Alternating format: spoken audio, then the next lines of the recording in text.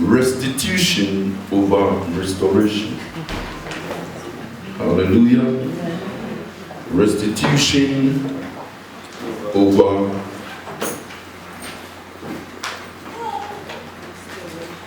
restoration. May we all be edified. May we all be blessed. And may God take the glory. In the name of Jesus. Restitution over restoration. Give me the keyboard and I really talk. Very low. People are not hearing me just to keep my spirit going. Amen. Hallelujah. Keep it low. Can you lower the volume, please? Hallelujah.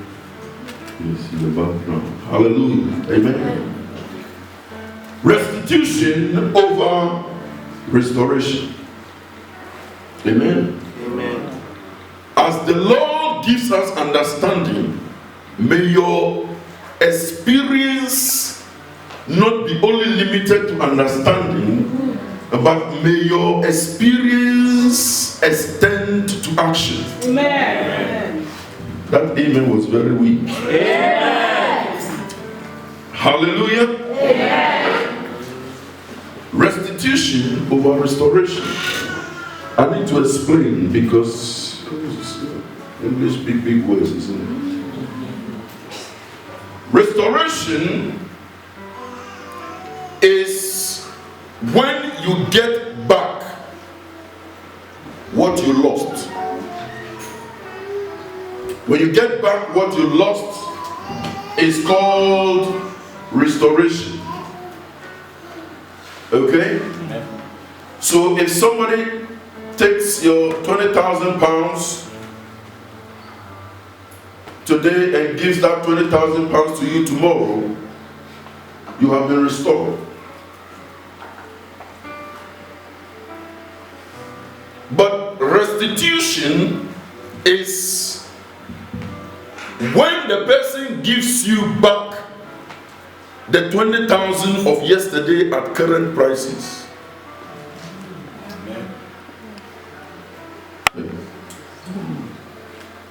Somebody say, I believe. I believe. A friend of mine told me he bought his 3-bedroom house for 4,500 pounds 30 years ago. So if he lost that property and you give him 4,500 pounds today, you have restored him because that's the value of the property.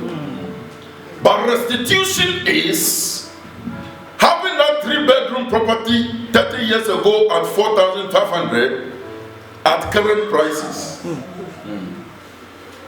So you adjust the historical base or cost of the asset to make it reflect the current market price by using indices of changing price levels. You look at the inflation that has gone on over the years, apply it to the base, and that gives you the asset property at current prices.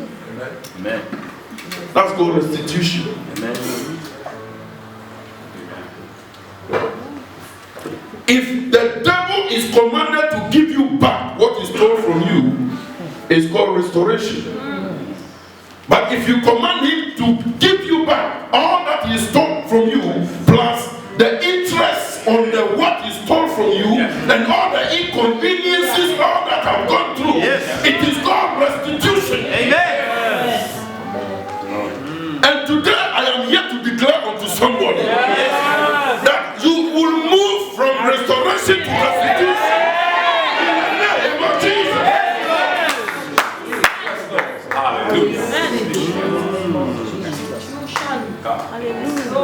Everything that the enemy stole, not only will you get it back, he is going to give it back to me with interest. He is giving it back to me with dividend.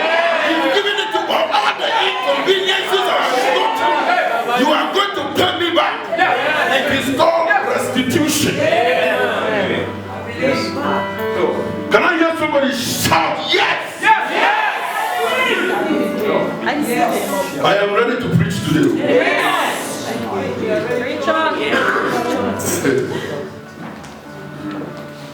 When you pray and you pray for restoration, you can be restored. But will not feel the presence of the restoration. The Lord spoke to my heart, said, some people have received answered prayers because they prayed for restoration. And you got back what the enemy stole, but it was not at current prices.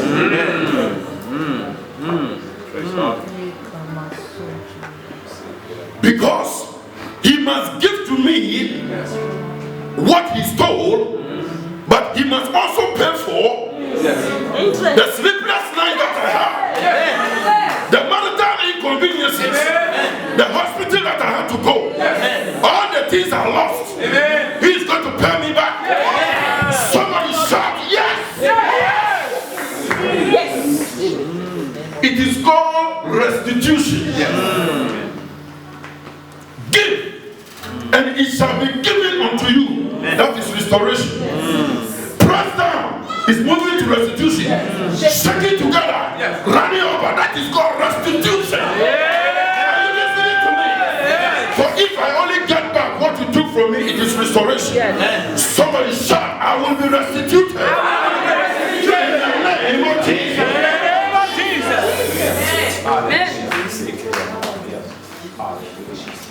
See, we need to know how to pray. And may God give us understanding.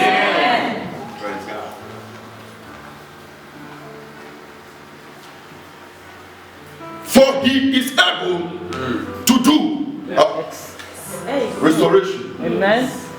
When you move into the realms of exceedingly, abundantly, above all that I can, restitution. Are you listening to me? Somebody shout, yes!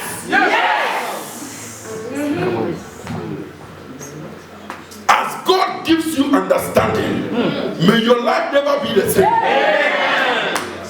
Correct.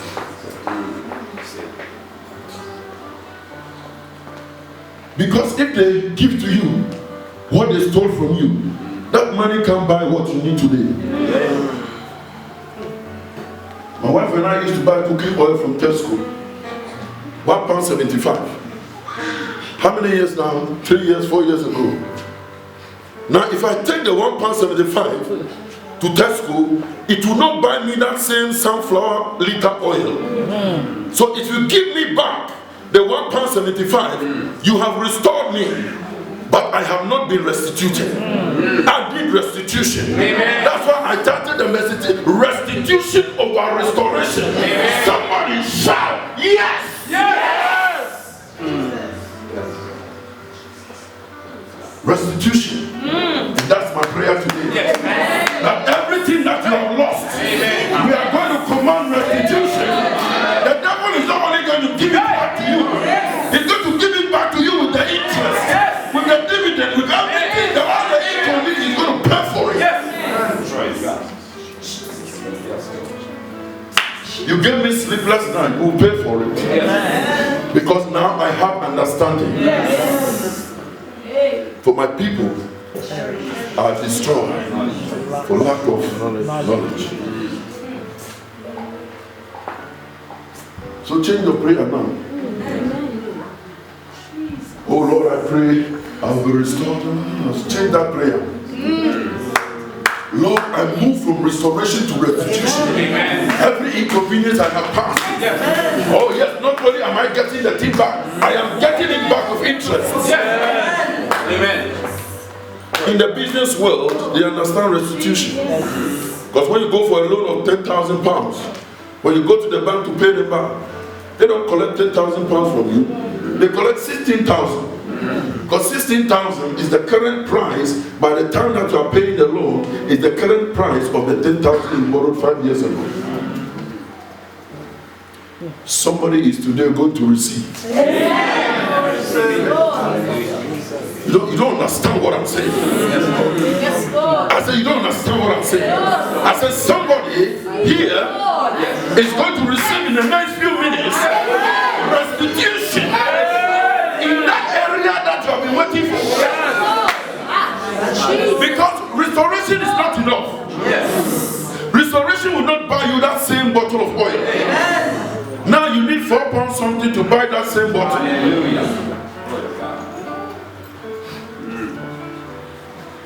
You see, it is not, my brother, it is not that God hasn't taught us. It is that the church lacks understanding. So we live and wallow in lack and scarcity. Today we bury that in the name of Jesus. You see, when you humble yourself, God will teach you more. Amen.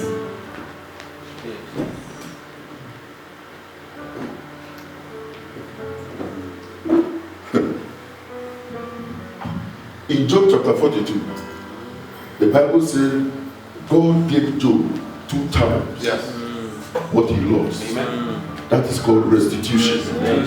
He gave him back what he lost, and he added for all the hustle that he went through, and for the 7 days that he sat down and he could not speak, and the friends came, for the wife who spoke to him and said, "Curse God and die," and for all the swords and things that all those things he paid for it. Amen. So he got it back. Can I hear you shout, yes? Yes. Yes is another name for amen. The Bible tells us his promises are yea and amen. Yea means yes. Can I hear you shout, yes? Yes. In the name of Jesus. Amen. Come with me to 1 Chronicles chapter 12 verse 32. 1 Chronicles chapter 12 verse 32. Hallelujah. Amen. The Bible says, and of the children of Issachar, which were men that had understanding of the times, to know what Israel ought to do. Can I hear you say ought to do? Ought to do. The heads of them were 200, and all their brethren were all their commandments, at their commandment. Verse 32 again. And of the children of Issachar, can I hear you say children of Issachar? Children of Issachar, which were men that had understanding of the times, to know what to do. Yes. May somebody here after this message know what you ought to do. Amen. You see, when we bring you the word of God and you receive it, it becomes a prophetic word. And it must come to pass. See, the children of Issachar not only had understanding, but they had understanding of the times. Yes. Praise God. And by divine capability and by divine inspiration, they knew what Israel ought to do at any given point in time. Amen.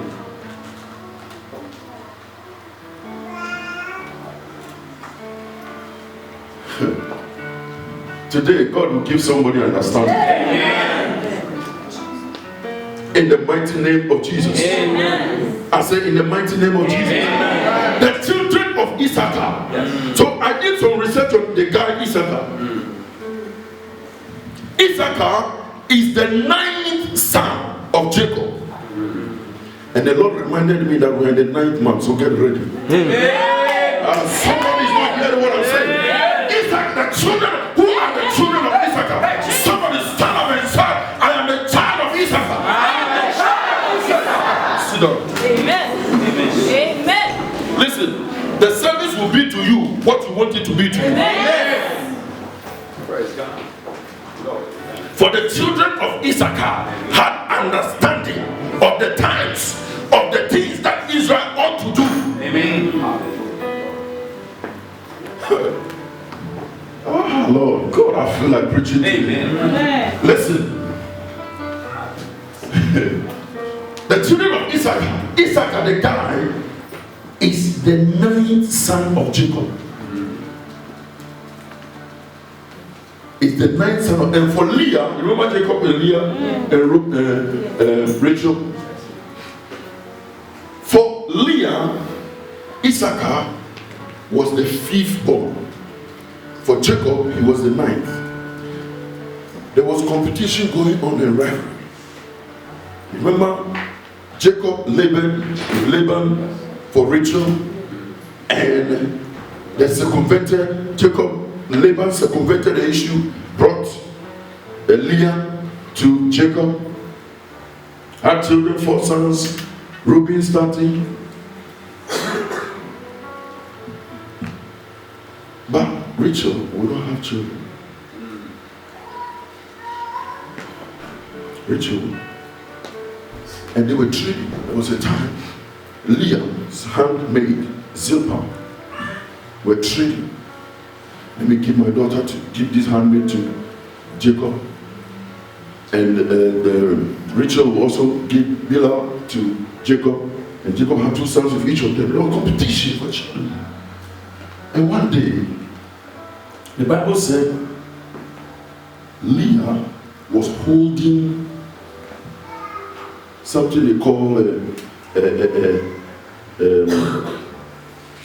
mandrake. It's some kind of something European plant which looks like a person, but it's believed that it carries some magical powers. If you go to traditional Africa, there are some trees that are believed to even be able to speak. This is where a lot of these herbalists get their medicines and things from. They go to the forest camp and they have natural things which does some miraculous things. And one day, Rachel saw Leah, the sister, having these mandrakes, that plant. And this plant belonged to Reuben. Reuben is was the first son of Leah. And Rachel said to Leah, if you will give me that mandrakes, that plant, I will let Jacob come and stay with you today. I think Jacob used to stay here for some time and then go here for some time. As you know how it's done in some parts of Africa. Those who are married with different concubines. Even the one, I haven't managed it well yet. Sister Ruth. Even the one that I have, I need grace to do a good job. I don't know how it's a mess.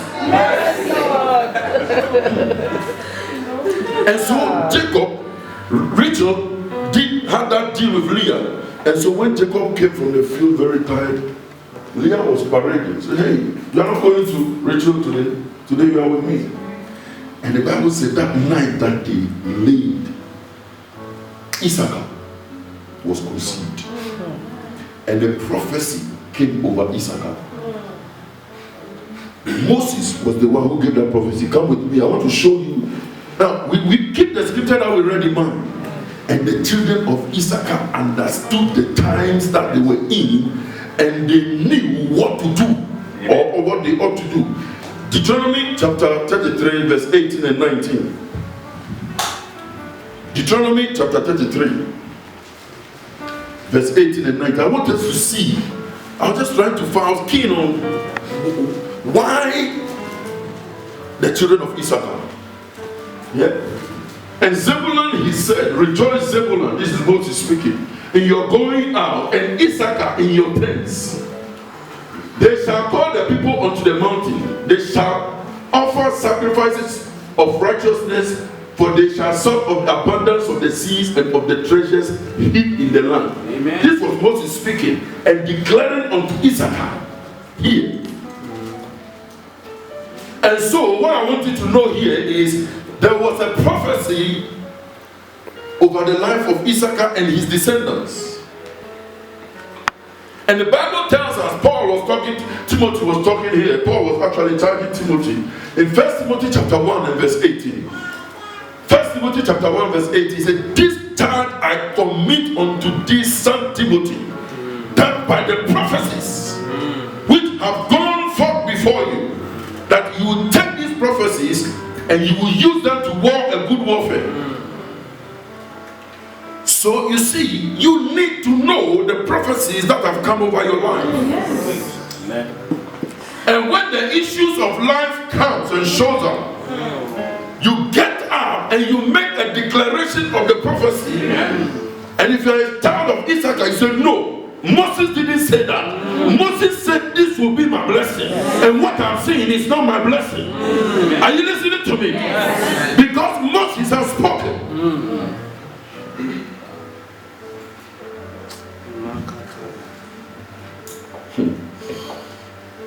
Destiny is always willing and ready to be fulfilled for those who know their God. Yes. I say for those who know their God. Yes. Go with me to Jeremiah chapter 29, verse 10 and 11. Jeremiah chapter 29, verse 10 and 11. We'll come back to this. Remember, the subject is restitution over restoration. For that says the Lord. That says who? Come on, talk to me. That says who? That says the Lord. That after 70 years be accomplished at Babylon, I will visit you and perform my good toward you, in causing you to return to this place. For I know the thought that I think towards you, saith the Lord, thought of peace and not of evil, to give you an expected end. Somebody lift up your right hand and say, I will get to my expected end. I will get to my expected end. For that saith the Lord, that after 70 years be accomplished at Babylon, God had put this through the mouth of Jeremiah down. Jeremiah had prophesied. And until this time, no one has laid hold on this prophecy. Are you listening to me? Yes. No one has seen this prophecy. And Daniel went and stumbled into the prophecy in Daniel chapter 9 and verse 2. So there was a prophecy that 70 years the Israelites would do in captivity in Babylon. And Babylon is symbolic of present day Iraq. Okay? So they were to do 70 years there. And after the 70 years, God said, I will visit my people. May somebody experience a visitation. Oh, I just prophesied. I said, may somebody receive a visitation. This is not a sermon. It's a word for you. In the first year of his reign, Daniel, I understood by the books. I understood by the books. Somebody, may you understand by the books. I understood by the books that the number of years whereof the word of the Lord came to Jeremiah the prophet, that he will accomplish 70 years in desolation of Jerusalem. In other words, Daniel now laid hold on the prophecy and saw that, hey, Jeremiah has spoken that 70 years the Israelites will return. Go to verse 3. Go to verse 3. And I set my face unto the Lord to seek his face by prayer. Can I hear you say by prayer? Say it like you mean it, by prayer. This is what Paul was talking about. In 1 Timothy chapter 1 verse 18. I charge thee, son Timothy, that by the prophecies that are gone before you, that you take the prophecies and use them to war a good warfare. So you locate the prophecy of God over your life. Yes. And Daniel said, now I know. Now I know. Verse 2 said, now I, Daniel, I receive understanding. Amen. That by 70 years the Israelites must come out of captivity. Amen. And by prayer. Amen. Can I hear you say by prayer? By prayer. By prayer and supplication, with fasting and sackcloth and ashes. Daniel prayed. And it took 68 years, they returned. Because Daniel prayed. Amen. I'm telling you, prayer will work for you. Amen. This season, prayer will work for you. Amen.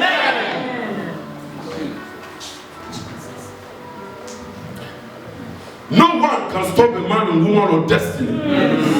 Are you listening to me? Yes. No one can stop a man and woman of destiny. Prayer holds the key. Amen. For by prayer, Yes. that is by prayer, I took hold of Jeremiah's prophecy. Amen. And I prayed. It took 68 years. God cut short the journey. Yes. May God cut short the journey for someone. Something that was meant to take 70 years. Yes. It took 68 years. Do you know what happened? It didn't come easy. When Daniel prayed, went into the first heavens, went into the second heavens. The first heavens is what we see. The second heavens is what we see in the night. The stars.